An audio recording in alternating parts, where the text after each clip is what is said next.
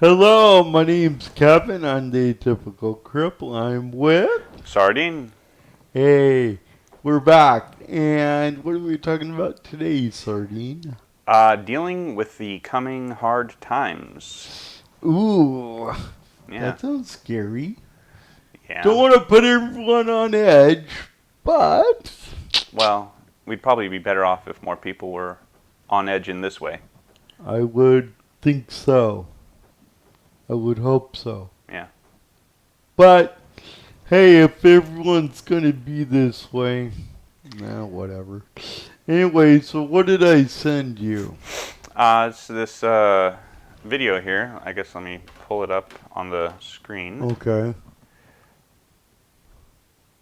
Okay, this crazy guy. I've been watching him since 2008. Oh, wow. Long time. Actually, before 2008. He started doing podcasting in his car on his way to his job. Nice. Yeah, those are fun episodes. So, like, he had a commute and he would He just had use about it an to... hour commute. He'd put the microphone somewhere in his lap and just start talking while he's driving. That's My cool. personal favorite points were when he had to give out, stand on the horn, and yell out obscenities to the other drivers. that was that was endearing. I really I can empathize with the guy like that. Yeah, yeah. But anyway, so this is your introduction to the guy, right? Yeah, it's the first time I had seen him as far as I know. And what is your impression? I mean, it's not... I don't know that there might have been a couple of new concepts, Okay. but most of it's stuff just if you're aware of like being prepared for bad things to happen, Okay. he's talking about that kind of thing. So Well, he also brings up a couple of things. His spiel is that uh, if times get tough, and even if they don't, he's all about reverse engineering your life. In that, if you have a lawn and if you have area, you're paying for that. hmm You're paying for non-productive crops. you're paying for something that looks purty. Yes. Now, what if you were to take that and make uh, a small food garden out of it or whatever, Yeah, and that would actually bring you return. yeah. That's what my dad did when we had a front yard. Yeah. When I was a kid, he had half of it was basically a little farm, Mm. and the other half was grass that I could play in Very and nice. other stuff. Well, he's also into chicken tractoring, harvesting. Yeah, we had a pretty Fish. small house, so we didn't have room for any of that kind of stuff. Let me Well, turn you're my probably phone in on his- silent. I bet you're in his city as well. Yep, Pasadena. So that can be a bit of a drag. Yeah. Anyway, for permaculture, for survival, for, firearm related things and politics, I take this guy pretty seriously. Yeah. Um, One of the things, maybe we can touch on it later, okay. that he mentioned that I thought was very interesting Okay. is about this idea of, people who have like pensions and things Mm, and are counting on those. yes.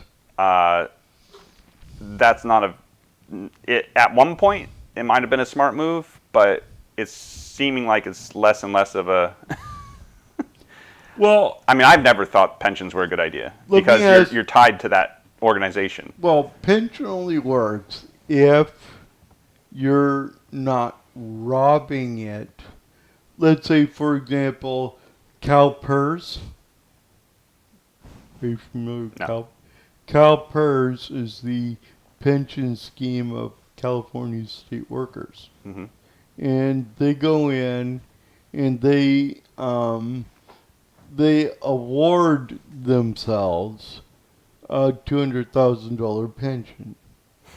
And if you do that over and over again for firefighters, for government workers, without new people coming in, it's like a game of what was it? Musical chairs. Or a pyramid scheme. Yeah, that too. Ponzi. Yeah. Yeah. Because you're literally robbing the people under you. Right. It's very dishonest. Yeah. So what else did you find interesting? I mean, yeah, that. Because he talked about, maybe later on, is that Bitcoin's been taking a flogging. Yeah. And he's still pretty bullish on Bitcoin. Yeah, I mean, and I think I got to that point where he's like talking about how people who don't know what they're doing and aren't in the right state of mind, when Bitcoin goes up, they're like, oh, how do I buy it? How do I buy it? And then when Bitcoin goes down, they're like selling all their stuff or saying, or, even if they didn't get involved, they'll go to him and be like, oh, what are you doing? So. Well, I used to get a lot of crap for having food. Yeah. Because and people look at me and they go, why are you doing this? It threatens them. Yeah. Because you see somebody they look at lesser than.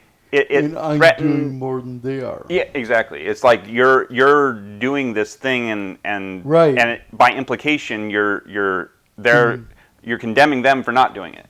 At least I think that's probably what's going on. Is like their condemnation is only their conscience. Yeah, it's on a subconscious level though. Right, which is why I don't like being around people that don't know their own mind. Yeah, which is a lot of people nowadays. Anyway. Yeah. So. Oh, I was gonna say. The other bit that. Spiked my interest a little bit was his talking about to his family members or whatever, and they're not being on board with it. Extended family, not immediate family. The extended family not being on board with it, and one of them is saying something like, "Well, I know where I'm going if if stuff goes down," and he's like, "No, you don't," or "No, you're not." Right. It's like I'm preparing for my family, my immediate family, for a long time. I'm not going to be taking on additional people unless you're bringing something to the table. And the other thing he mentioned was about having like these like beans and rice type things that he called like refugee rations or something. And I thought that was good too. I have things like that. Yeah. Do you? I'm not very good on the food preparation aspect. We have a lot of just pantry items. I do have some like emergency supplies, but it's more of like a short-term type thing. So how much do you think you could last if you and your dad couldn't go anywhere? How long could you last? Granted, if we were literally just stuck in the house, water and continued electricity. Okay, if we still had running water and electricity. I don't know, probably a few months. 2 months? A few, so several. Three max? Maybe, I don't know. Looking at what I have. Maybe more, actually, because he's got some stuff as well that he's bought. Right. I think maybe half a year. Half a year? Maybe. That's really... I don't know how much he's gotten. Like, there's a bunch of stuff that I can see, and that I'm thinking like maybe 3 months, but then there's stuff in containers that I don't know how much there is. So it might be another 3 months. Well, and plus I have 2 month supplies of emergency food. So that's 2 months right there. Oh, did you buy... Yeah, those totes or whatever. Oh. Just, I can't remember the company, but Costco has it. Patriot Supply? No, that's what my stepdad gets. He gets Patriot Supply. And he has several of those. Good.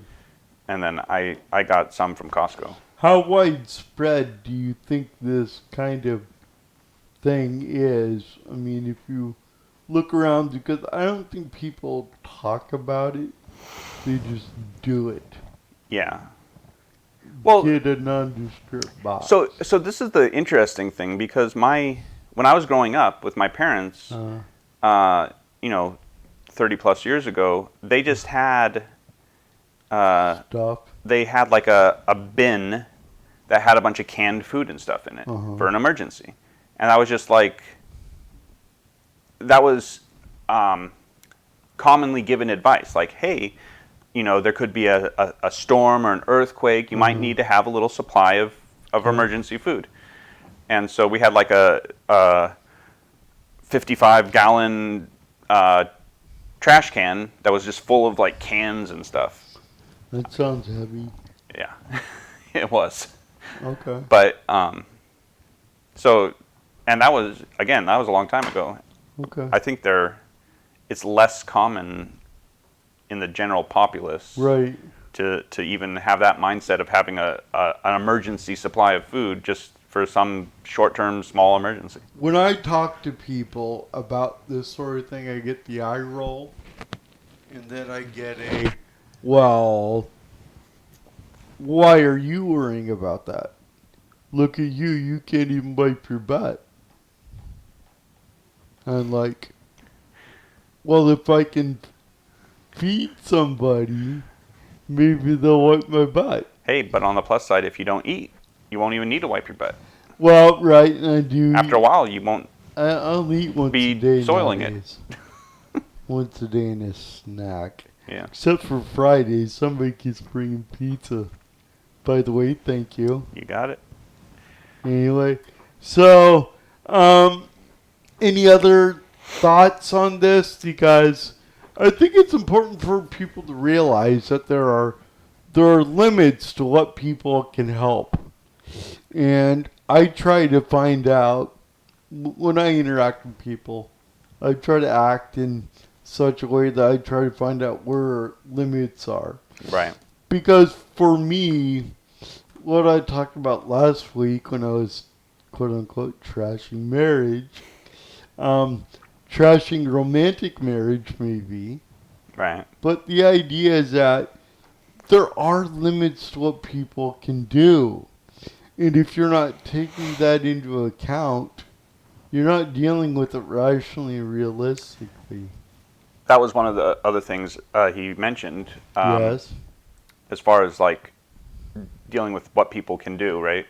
Like, Okay. he's big on making yourself more capable, more more healthy, and so like everything he's talking about is stuff that I've already, according to my own capacity, Right. which isn't very good right now, but according to what capacity I have, I'm already pursuing these things. Okay. I've never wanted a pension, and I've always wanted just my own independent Right. fund of, you know, if it's a retirement account, fine, but it's independent of where I work. I might take, like, if they match how much, like, if there's a contribution thing, but it's Like an IRA. Exactly. It's something you can take afterwards. You don't have to, it's not tied to the company. Right. And then, like, making yourself more capable, I'm trying.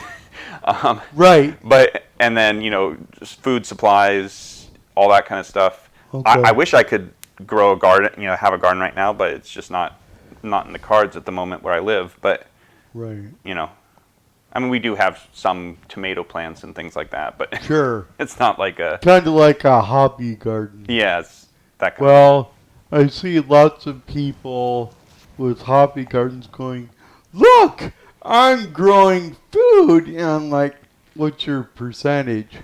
And they look at me like, percentage? What do you mean? 0.05. Yeah. It's like, look, I grew an avocado. I grew a cucumber. Yeah. One. And now I'm making cucumber pasta or whatever. Now, I think it's important to take it. Now, let me ask you this. If you're taking responsibility for yourself and recognizing that you're going to need to eat more than you're going to need to defend yourself. Unless you're willing to start raiding people, which isn't What? which isn't a very good Survival strategy. morally or strategy wise. Like Right. you're going to get capped. Well, what does Jordan Peterson say about alpha chimps that go to alpha? I don't know. What did he say? 2 other beta chimps gang up on him. Yeah. And that does happen. Yeah. And so, you know, if you want to be the strong man, you got to know when to show compassion. Yeah. Caesar did that a lot. Hmm. He was really hard on his enemies, and then when Caesar had him dead to rights, he'd forgive him. Right. But that doesn't mean much for the legion he have slaughtered to get there. No. No. Uh-huh.